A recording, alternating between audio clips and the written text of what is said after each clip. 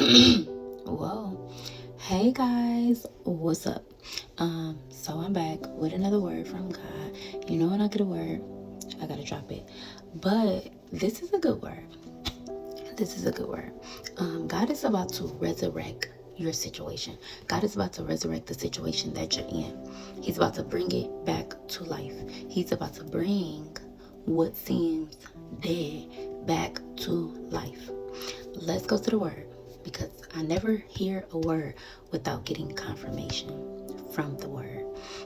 So God had took me to the book of John and I was in chapter 10:10. But I kept reading, and as I'm reading, God was speaking to me, okay? God was speaking. Listen, so we get to the resurrection of Lazarus. And God said, this is the miracle I'm getting ready to perform in your life.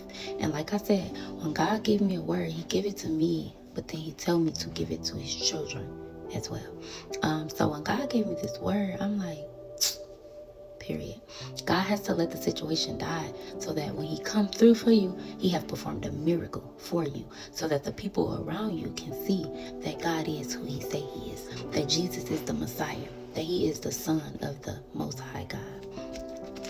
So I want to go to the death of Lazarus. I want to go back to chapter 11, John 11, and obviously everybody should know this story, but Mary and Martha had came to Jesus and they said, Jesus, the one that you love is sick. And it say that God waited 2 more days. He stayed where he was for 2 more days. The question would be, why didn't God come immediately, right? But God had already knew that Lazarus was going to die because he told the disciples, our friend Lazarus has fallen asleep, but I am going there to wake him up. And they said, if he sleep, he'll get better.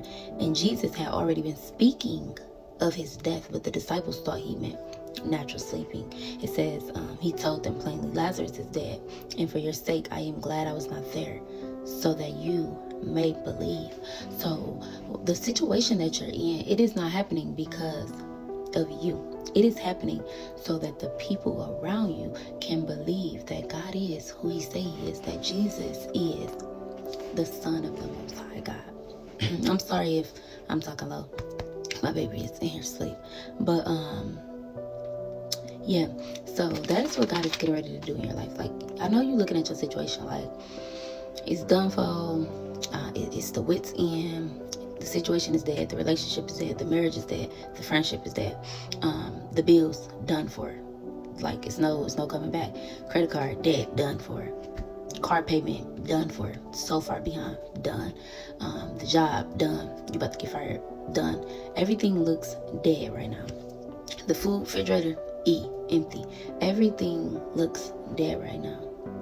But God is getting ready to rise up your situation. He's getting ready to resurrect the situation that you're in.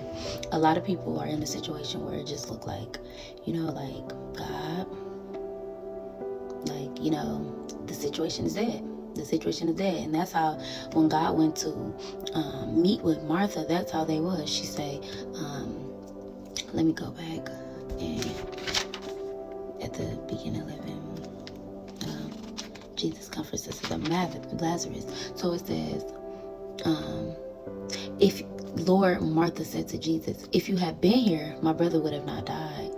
But if we rewind back, Jesus said, I'm glad I wasn't there, because I need y'all to know who I am. I need y'all to believe that I am who I say I am, that I am the Son of the Most High. And she said, if you would have been here, my brother would have never died. And God would have never been able to perform a miracle. Same thing with your life. If God would have gave you $10,000 3 months ago, your bills would not be where they at now. How would God been able to perform a miracle? So the situation that you're in, it might be dead, because Lazarus was dead. He told them plain and simple, Lazarus dead. But that don't mean that God cannot come through and perform a miracle, a master miracle. That's what I like to call this one, a master miracle in your life. God have done it before, and God is going to do it again. I remember, I can't quite tell you exactly where it is in the Bible, but they came to, Jesus and said like, oh, my daughter is sick and da-da-da.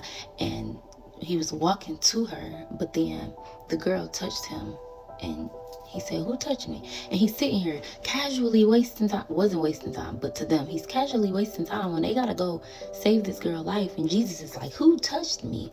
And the little girl's at the house dying. And when he get there, he said, first of all, non-believers, get out the room. He didn't say it like that, but seriously, non-believe, that's a word as well. Non-believers, get out the room. I don't need no discouragement. I don't need no negativity. I don't need no doubt. I don't need no fear or no weariness to overcome what I'm about to do. Get out the room. That's why a lot of people, you've been losing friends, you've been losing family. God said, I need them to get out of the room while I perform this miracle in your life. Thank you, Holy Spirit. But he went in there and he said, get up, girl, get up. And that is what God is about to do in your life. This is so tiny to God. You're so busy looking at the problem when you need to be looking at the problem solver. This is so tiny to God. Like, this is so tiny to God. God created the whole entire world, and you talking about a bill. God, like, a bill. Do you not know who I am? Do you not believe that I am who I say I am? Just like what Jesus said to her, I am the resurrection and the life. The one who believes in me will live even though they die. And whoever lives by believing in me will never die. Do you believe this? And she said, yes, I believe that you are the Messiah, the Son of God who comes into the world. So as long as you believe that God is the Messiah and that Jesus is the Son of the Most High God, then the miracle will be able to be performed in your life. You have to believe, and you have to go through so that certain people can see what you're going through, so that they can say that was nothing but God. So he get there, right? And they all like, well, if you would have been came, he wouldn't have died. And God, Jesus, like, take me to him. Take me to him. You know, just take me to him. And he said, take away the stone. And they're like, well, he stank. Take away the stone. You keep talking about what's going on, and Jesus is trying to do something in your life. You need to just do what he say. He said, take away the stone. And then they say, you know, you got a bad odor. You've been there for 4 days. Did I not tell you that if you believe, you will see the glory of God? You're getting ready to see the glory of God because you believe. Stop sulking and just continue to believe, because God is about to tell this situation, this obstacle, get out the way. Get up. Let's go. Take off the grave clothes and let him go. God is about to say, take off the debt and let her go. Take off the debt and let him go. Take off the eviction. Take off the felony. Take off the doubt. Because God is about to do it. God is about to do it. And you're going to rise up from that situation. And this is the moment that he had been waiting for you. Your bank account had to be at $0. Your refrigerator had to be on empty. The car had to be putting. But God is about to make a way where there seems to be no way.